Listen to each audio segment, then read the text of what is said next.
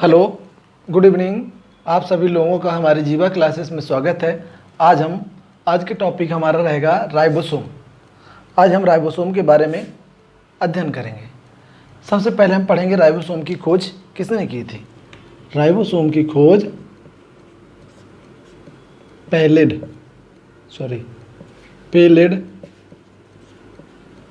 Ribosome की खोज Palade या पैलेड राइबोसोम की खोज पैलेड नामक साइंटिस्ट ने की थी। इंग्लिश में PALED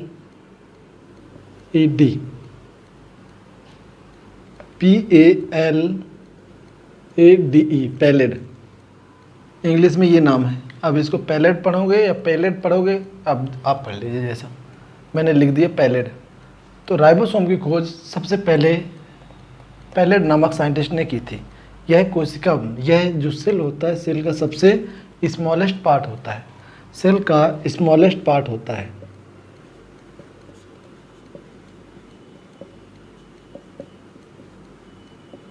एग्जाम में आया है कि कोशिका का सबसे छोटा भाग कौन सा होता है, तो आप क्या बताओगे? राइबोसोम। क्लियर है? कोशिका का सबसे छोटा भाग राइबोसोम होता है। इसकी खोज पैलेड नामक साइंटिस्ट ने की थी। और इसमें जो राइबोसोम होता है, इसमें मेम्ब्रेन या झिल्ली नहीं उपस्थित होती है। इसमें मेम्ब्रेन अर्थात झिल्ली उपस्थित नहीं होती है या प्रेजेंट नहीं होती है।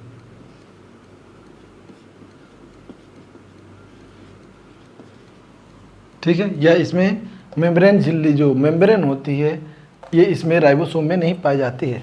अब राइबोसोम को हम दो अलग अलग नामों से भी जानते हैं। ठीक है? हमने बताया पैलेड ने इसकी खोज की थी। ठीक है? और इसका नाम था पैलेड ग्रेनुअल। इसको हम क्या बोलते हैं? पैलेड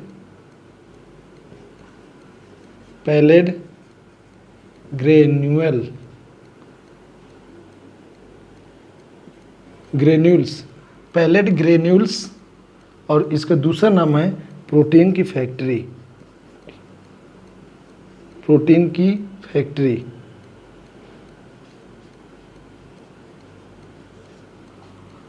इसे हम पैलेड ग्रेन्यूल्स और प्रोटीन की फैक्ट्री भी कहते हैं। इसके राइबोसोम को हम इन दो अन्य नामों से भी जानते हैं। अब जहाँ पर राइबोसोम की बात आती है, इसका मतलब होता है, राइबो का मतलब होता है आरएनए प्रोटीन, और सोम का मतलब होता है बॉडी। ठीक है? तो हमारी कोशिकाओं के अंदर ऐसे यौगिक जो आरएनए के साथ मिलकर के प्रोटीन का निर्माण करते हैं या जो प्रोटीन बनाते हैं, उन्हें हम राइबोसोम कहते हैं। हमने क्या बोला? हमारे शरीर के अंदर या हमारे बॉडी के अंदर ऐसे यौगिक जो आरएनए के साथ मिलकर के प्रोटीन का निर्माण करते हैं, उन्हें हम राइबोसोम कहते हैं। हमने क्या बताया? उन्हें हम राइबोसोम कहते हैं। राइबोसोम को एक और अन्य नाम से भी जाना जाता है। क्या बोलते हैं? ER। इसको बोलते हैं एंडोप्लाज्मिक रेटिकुलम। इंग्लिश में लिख दूं, एंडोप्लाज्मिक रेटिकुलम, या हिंदी में इसको बोल देंगे अंतःप्रदव्य जलिका।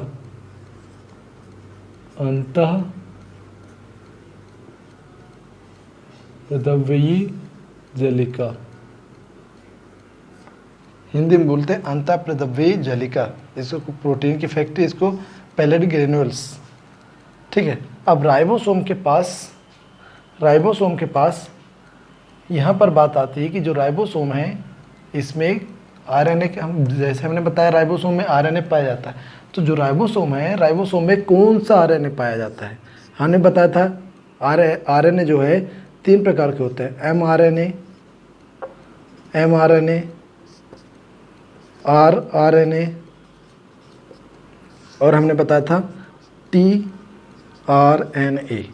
तो इनमें से राइबोसोम के पास कौन सा आरएनए पाया जाता है? एग्जाम में बनता है राइबोसोम के पास कौन सा आरएनए पाया जाता है या उपस्थित होता है। तो आप क्या बताओगे आंसर में? स्मॉल आरएनए राइबोसोम में पाया जाता है। ठीक है, अब बात आता है कोशिका कौन सा भाग जिसके पास खुद का राइबोसोम होता है। सॉरी, कोशिका, राइबोसोम तो खुद है। कोशिका का कौन सा भाग जिसके पास खुद का आरएनए होता है? अभी हमने क्या बताया, राइबोसोम में क्वेश्चन बनेगा, अगर क्वेश्चन बनता है कि राइबोसोम में किस प्रकार का आरएनए पाया जाता है तो आप क्या बताओगे? Small RNA. दूसरा क्वेश्चन बनता है कि कोशिका के किस भाग के पास आरएनए पाया जाता है तो आप क्या बताओगे? राइबोसोम में आरएनए पाया जाता है। तो कोशिका के किस भाग के पास पाया जाता है? तो क्या आंसर होगा? राइबोसोम के पास। क्लियर है? अब बात आती है जो आरएनए जो होता है, सॉरी राइबोसोम होता है, आरएनए दोनों प्रकार की कोशिका में पाया जाता है, ये तो हमने पहले बता दिया है। आरएनए जो होता है दोनों प्रकार की कोशिका में पाया जाता है, यानी मल्टीसेलुलर और दूसरा हमने बताया था यूनिसेलुलर। मल्टीसेलुलर मतलब बहुकोशिकीय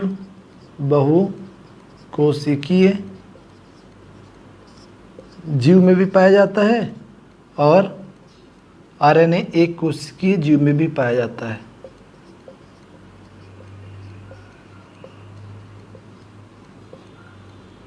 ठीक है, इसलिए राइबोसोम को यूनिवर्सल कंपाउंड कहते हैं। हमने क्या बताया? आरएनए कहाँ कहाँ पाया जाता है? बहुकोशिकीय और एक कोशिकीय, अर्थात मल्टीसेलुलर और यूनिसेलुलर दोनों में पाया जाता है। क्या पाया जाता है? आरएनए। जब दोनों में पाया जाता है ये, तो इसी कारण से राइबोसोम को क्या बोलते हैं? Universal compound. यूनिवर्सल कंपाउंड, इसको क्या बोलते हैं? Universal compound. ठीक है, अब बात आती है कि जो बैक्टीरिया होता है ये यूनिवर्सल में यूनिसेलुलर का एग्जाम्पल क्या होता है? बैक्टीरिया। सॉरी, यूनिसेलुलर में अमीबा आता है। यहाँ पर आ रही बात, अब बैक्टीरिया जो है किसी बैक्टीरिया में, यानी कि किसी बैक्टीरिया में या किस बैक्टीरिया में सबसे ज़्यादा राइबोसोम पाए जाते हैं? किस बैक्टीरिया में सबसे ज़्यादा राइबोसोम पाए जाते हैं? तो आप क्या नाम बताओगे?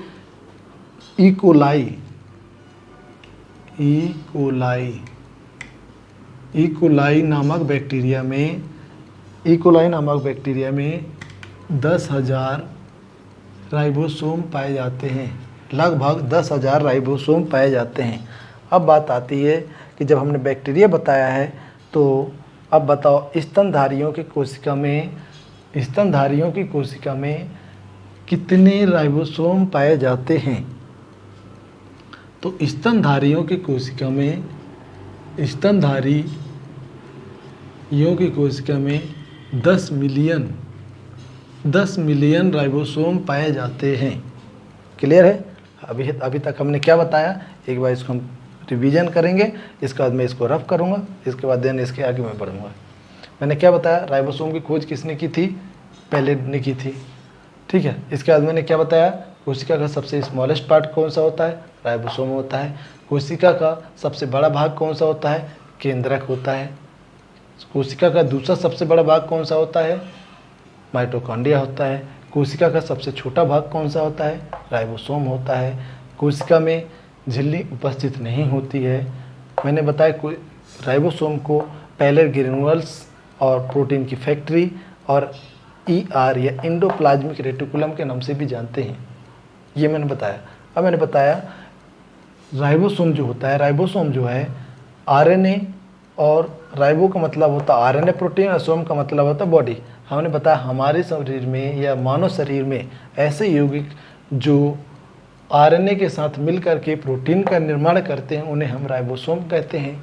ठीक है, हमने बताया, आगे बताया कि राइबोसोम में एग्जाम में क्वेश्चन बनता है कि राइबोसोम में किस प्रकार का RNA पाया जाता है। तो हमने बताया स्मॉल r RNA पाया जाता है, स्मॉल r RNA प्रकार का RNA पाया जाता है। इसके बाद हमने बताया कि RNA जो होता है मल्टीसेलुलर और यूनिसेलुलर अर्थात बहुकोशिकीय और एक कोशिकीय दोनों जीवों में पाया जाता है। इस कारण से राइबोसोम को यूनिवर्सल कंपाउंड भी कहते हैं। इसके बाद हमने बताया बैक्टीरिया में इकोलाई नामक बैक्टीरिया में या किस बैक्टीरिया में सबसे ज़्यादा, एग्जाम में आता है किस बैक्टीरिया में सबसे ज़्यादा राइबोसोम पाए जाते हैं।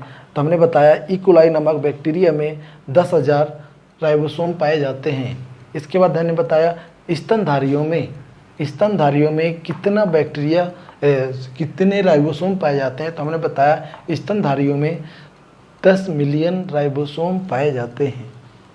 इसके बाद मैं इसको रफ कर देता हूँ।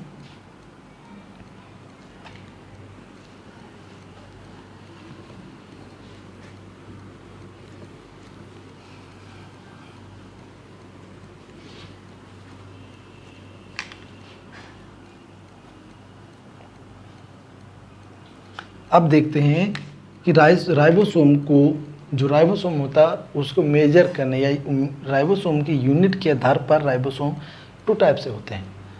राइबोसोम की मेजर यूनिट के आधार पर राइबोसोम के 2 टाइप होते हैं। राइबोसोम के 2 टाइप होते हैं। वो 2 टाइप कौन कौन से होते हैं? देखो, एक होता है 70S टाइप का, 70S टाइप का राइबोसोम। दूसरा होता है 80S टाइप का राइबोसोम।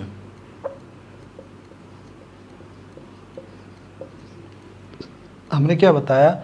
70S टाइप का राइबोसोम और 80S टाइप का राइबोसोम। जो 70S टाइप का राइबोसोम होता है ये किस में पाया जाता है? ये बैक्टीरिया में पाया जाता है, यानी कि जीवाणु में पाया जाता है। जो 70S टाइप का राइबोसोम होता है वो बैक्टीरिया में पाया जाता है, जबकि 80S टाइप का राइबोसोम होता है वो मल्टीसेलुलर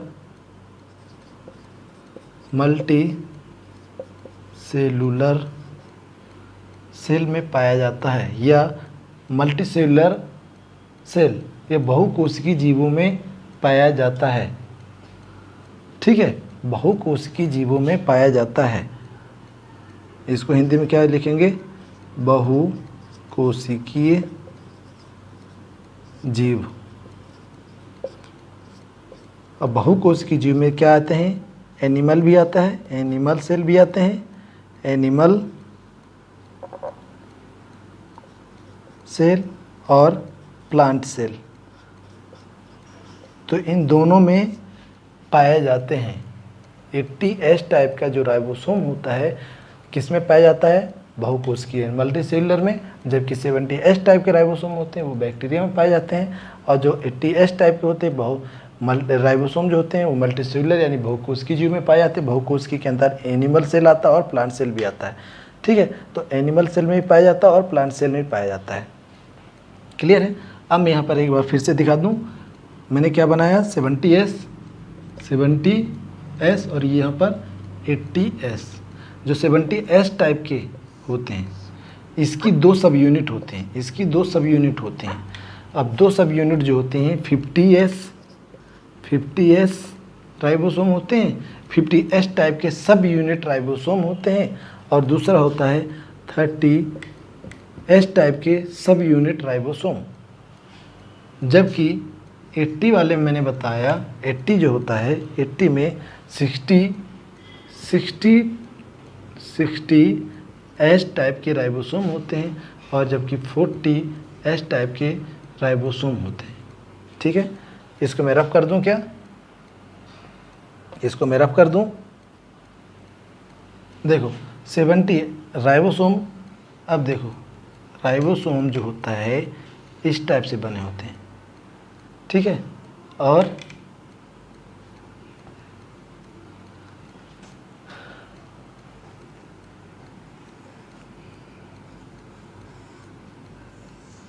जी, तो जो ये ऊपर वाला होता है, ये जो ऊपर वाला होता है उसे हम क्या बोलते हैं, 30S टाइप का राइबोसोम, इसे हम बोलते हैं 30S टाइप का राइबोसोम। जो नीचे वाला होता है उसे हम क्या बोलते हैं, 50S टाइप का राइबोसोम। क्लियर है? ऐसे ही यहाँ पर होता है, यहाँ पर भी होता है। जो 80S टाइप का राइबोसोम होता है, 30S टाइप का राइबोसोम, ये 80S टाइप का राइबोसोम, 80S टाइप का राइबोसोम होता है वो 60 और 40 में होता है। आप इनको काउंट करेंगे तो इतना नहीं आएगा। आप ये काउंट नहीं सोचेंगे कि सर ने गलत लिख दिया है, 50 प्लस 30 कर दिया है, 50 प्लस 30 कर दूंगा तो 70 नहीं होगा। ऐसा कुछ नहीं करना, बस ये बायो में ऐसा है तो है। अब उसके लिए तो मैं नहीं चेंज कर सकता हूँ, मैं साइंटिस्ट तो हूँ नहीं को ऐसा क्यों किया है, ठीक है। लेकिन अब मैं बता सकता हूँ उसके बारे में कि इस टाइप के राइबोसोम होते हैं। 70S टाइप के जो राइबोसोम होते हैं उनको 2 सब यूनिट में डिवाइड करते हैं। 80 टाइप के जो होते हैं उनको भी 2 सब यूनिट में डिवाइड करते हैं, ठीक है। तो 80 टाइप के जो राइबोसोम होते हैं उनको 60 और 40 रेशियो में डिवाइड करते हैं, जबकि इसको 50 और 30 रेशियो यूनिट में डिवाइड करते हैं। अब जो ये होता है, जो बताया ना, जो बड़ा वाला राइबोसोम होता है वो नीचे होता है, जो छोटा होता है ऊपर होता है। वैसे यहाँ पर कि ये ऊपर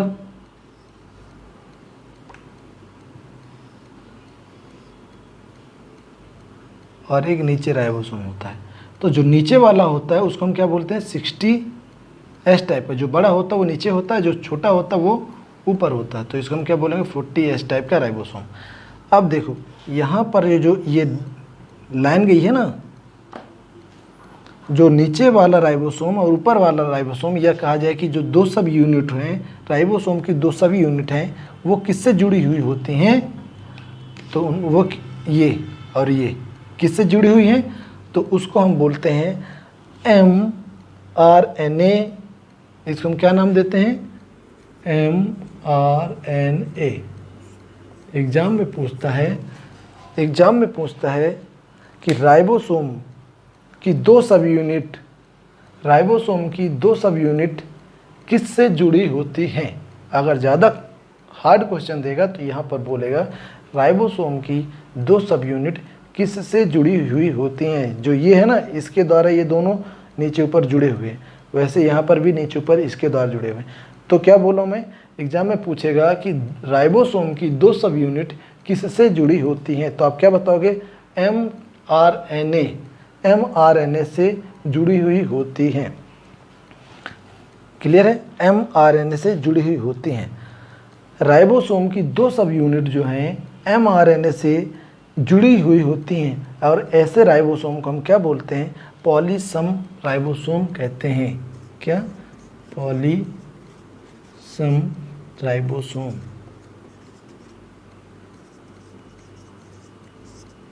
पॉलीसम राइबोसोम क्यों बोलते हैं, क्योंकि पॉलीसम राइबोसोम जो होते हैं प्रोटीन के संश्लेषण में सहायक होते हैं। पॉलीसम राइबोसोम जो होते हैं प्रोटीन के संश्लेषण में सहायक होते हैं। क्लियर है, इसलिए हम इसको क्या बोलते हैं, पॉलीसम राइबोसोम। एक बार फिर से बता दूं, मैंने बताया था राइबोसोम जो है यूनिट के आधार पर 2 टाइप्स होते हैं। राइबोसोम यूनिट के आधार पर या राइबोसोम के टाइप बोलोगे तो 2 प्रकार के होते हैं, 70S टाइप का राइबोसोम और 80S टाइप का राइबोसोम। ठीक है, मैंने क्या बताया, राइबोसोम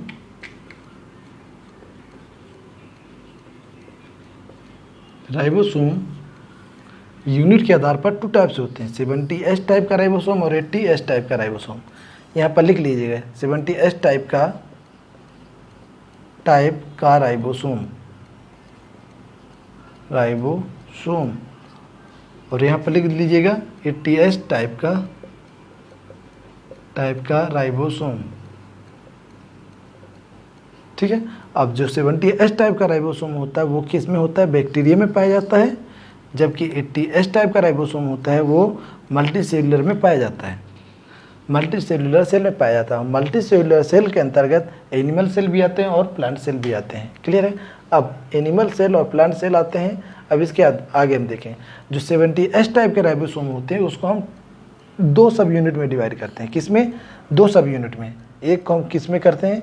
50S टाइप का राइबोसोम, और एक को हम डिवाइड करते हैं 30S टाइप का राइबोसोम। जबकि जो 80 टाइप का राइबोसोम होता है इसको हम 2 सब यूनिट में डिवाइड करते हैं। तो किस में आता है? 60S टाइप का राइबोसोम और 40S टाइप का राइबोसोम। 40S टाइप का राइबोसोम। ठीक है। अब देखो हमने क्या बताया, जो सब यूनिट है, हमने क्या बोला? राइबोसोम को 70S टाइप के राइबोसोम को 2 सब यूनिट में डिवाइड करते हैं। सब यूनिट हमने क्या बताया? सब यूनिट में डिवाइड किए। कितने सब यूनिट? 2, 50S और 30S। यहाँ पर भी सब यूनिट में डिवाइड किए सब यूनिट, तो 2 सब यूनिट में डिवाइड किए तो क्या हुआ? 60S और 40S। तो 60S और 40S ये दोनों सब यूनिट में डिवाइड किए किसको? 80S टाइप के राइबोसोम को। ये 80S टाइप का राइबोसोम मल्टी सेलुलर सेल में पाया जाता है, जबकि 70S टाइप का राइबोसोम किस में पाया जाता है? बैक्टीरिया में पाया जाता है। अब हमने बताया कि जो सभी यूनिट जो हैं, ये जो सभी यूनिट जो हैं तो किससे जुड़ी हुई होती हैं? जैसे हमने ये बनाया ना,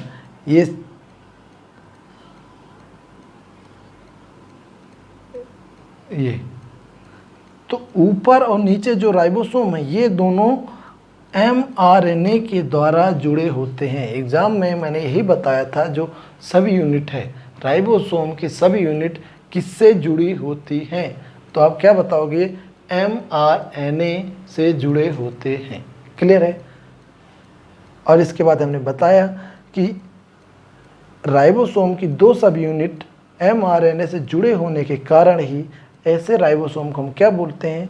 पॉलीसम राइबोसोम बोलते हैं, क्योंकि पॉलीसम राइबोसोम जो हैं प्रोटीन के संश्लेषण में सहायक होते हैं। ठीक है। तो आज की क्लास हम यहीं पे समाप्त कर रहे हैं। अगली क्लास में हम वैक्यूल्स के बारे में पढ़ेंगे, जिन्हें बोलते हैं रिक्तिकाएं।